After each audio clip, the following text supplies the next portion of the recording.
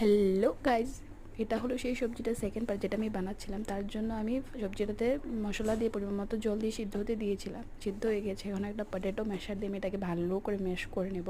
তারপরে আবার আমি পরিমাণ মতো জল দিয়ে দেবো, আর সেই সিক্রেট ইনগ্রিডিয়েন্টটা দেবো যেটা দিলে আপনারা বুঝতে পারবেন আমি কী বানিয়েছি। পাওভাজি মশলা। হ্যাঁ বন্ধুরা, পেঁয়াজ রসুন ছাড়াও পাওভাজি মশলা হয়। এই মশলাটা দিয়ে দেব। তারপর এতে আমি দেবো কুচনো ধনে পাতা আর সামান্য পরিমাণে বাটার। পাওভাজি মশলা বাটার ছাড়া ভালো লাগে না। তারপর আবার এতে আমি দেব লেবু, যেহেতু পাওভাজি মশলাটা একটু টক টক থাকে তার জন্য আমি এটাতে লেবু চিপে দেবো। লেবু দেওয়ার পর আমি এতে দেবো মাদার ডেয়ারির চিজটা। হ্যাঁ, আমি চিজ দেবো, আমার চিজ খেতে খুব ভালো লাগে তার জন্য আমি চিজ দেবো। তা আপনারা চিজ নাও দিতে পারেন। তার বন্ধুরা, আমার ঘরে পাউরুটি দিয়ে খাবো আমি। আমার যেটা পাওভাজি লোকটা থাকে সেটা ছিল না, তার জন্য আমি পাউরুটি দিয়ে খেয়েছি। পাউরুটি দিয়েও খেতে সেমই টেস্ট হয়। আপনারা ট্রাই করবেন আর আমাকে বলবেন কেমন হয়েছে। ধন্যবাদ।